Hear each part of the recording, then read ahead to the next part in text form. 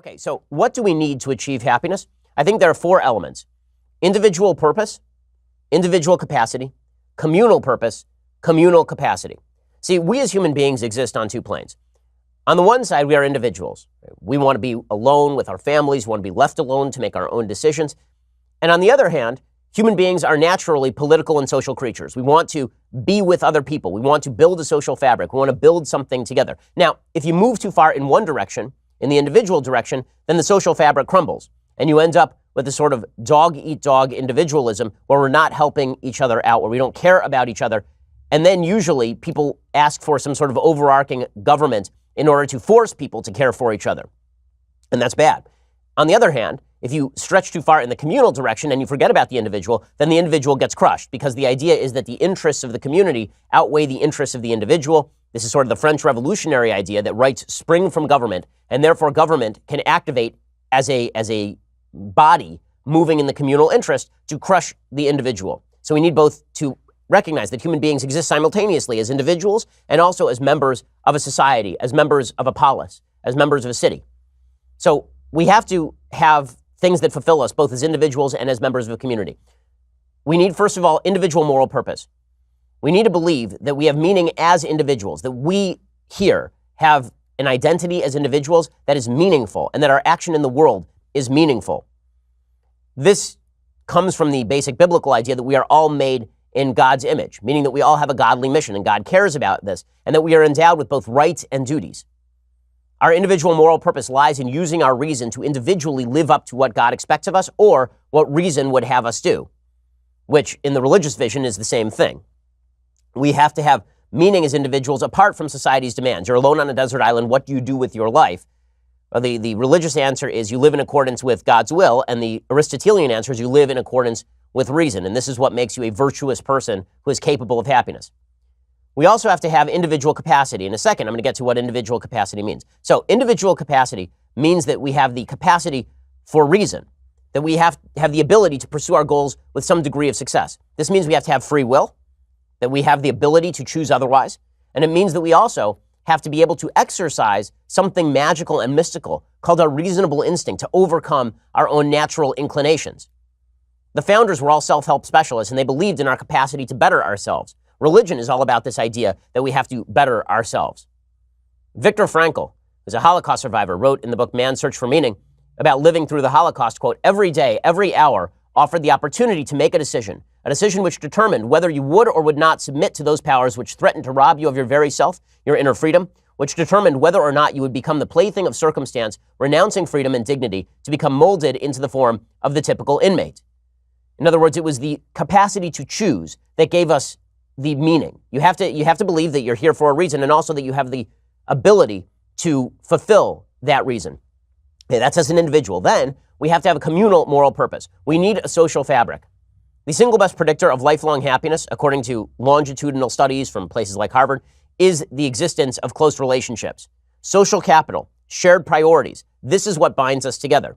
Now, there's been a lot of talk about diversity. Diversity is great so long as we are all looking in the same direction. Diversity is not great so long as we are all pulling each other apart. This is what Robert Putnam discovered in writing his book, Bowling Alone, Harvard Sociologist. He said that the only two things that go up along with the diversity of a census tract is TV watching and protest marches. So the idea that diversity is our strength, he said, is not true, except when there's a shared semblance of purpose. So inside a church, for example, where everybody shares a purpose to worship God and commune with God, then diversity can be a great boon because people have different experiences, but they're all aimed in the right direction. The same thing is true in the Army, where you speak to people who have been in the military, they have a shared sense of purpose, and all of their individual differences are secondary to their communal sense of shared purpose. We as a country have to have that too. We as a nation have to have that. And finally, we have to have communal capacity. We have to have strong social institutions because that allows us to be free as individuals without empowering the government to run roughshod over us. Alexis de Tocqueville talks about this at length in Democracy in America. He says what makes America different is that America has these strong social institutions. He meant mostly churches.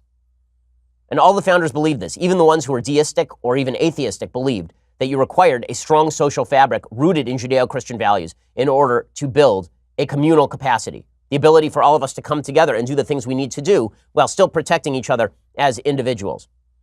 So what built what built our civilization such that we could fulfill individual purpose, individual capacity, communal purpose, and communal capacity? The balance between Judeo-Christian ethics and Greek reason. Jerusalem and Athens in the typical formation.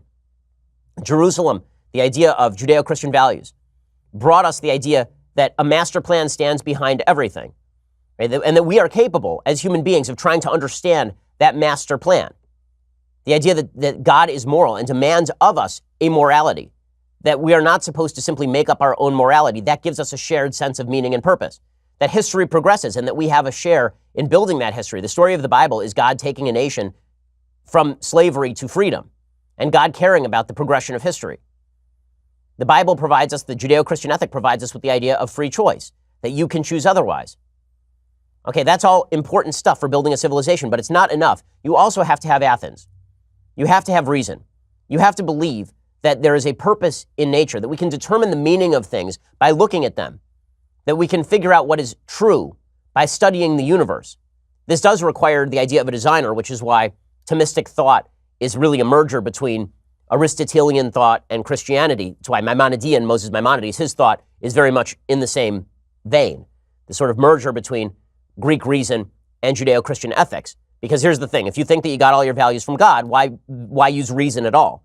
Reason becomes something superfluous. But what Aquinas did, what Maimonides did, is they said, no, reason brings you to the same place that Judeo-Christian ethics do and provides you the impetus for action. Not only that, reason allows you to build science because you have to study the universe in order to understand what is true and what is good. It brings you the birth of democracy. The state is in existence in order to forward this quest for reason. And in order to forward the quest for reason, you actually have to respect the rights of the individual. This is why Cicero was writing about true law is right reason in agreement with nature. That you can't act against natural law. This is what Thomas Jefferson writes in the Declaration of Independence when he's talking about natural law. When he says nature and nature's God, what he is talking about is the natural law, the idea that you can look at the universe around you and discover telos, purpose in nature. Natural law theory is the foundation of the notion that you have rights that are independent of government and that government didn't create those rights out of nothing. The tension between Jerusalem and Athens, the interplay, that is what built the West. That is what built the greatest civilization in the history of mankind. You abandon Judeo-Christian values, you abandon free will, you abandon purpose. What you end up with is a reversion to tribalism, a reversion to let's all get together in tribes and beat the crap out of each other, a reversion to romantic nationalism. Okay, we as a broader society will run roughshod over other societies. You end up at communism. We will construct a theory of morals completely independent of our Judeo-Christian roots. And then we will suggest that that system of morals can run roughshod over the individual. Forget about the idea that all individuals are made in the image of God. All individuals are cogs in a machine. You end up at fascism. The idea that if you want to forward the social compact, that means destruction of the weak. And finally, you end up where we are right now. You end up with subjectivism. The idea that happiness can't be achieved through any of these other means that we've been talking about. Instead, true happiness is simply self-esteem. And if you threaten my self-esteem, you're threatening my identity. And therefore, I have no reason to use, reason doesn't play a part here. Anything you say that I disagree with is not about a reason discussion. It's about you attacking me.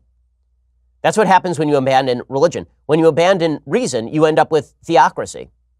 You end up with what we've seen historically in Christian countries 1,000 years ago. You end up with what we see in Pakistan right now or Afghanistan, theocratic systems where human rights go by the wayside.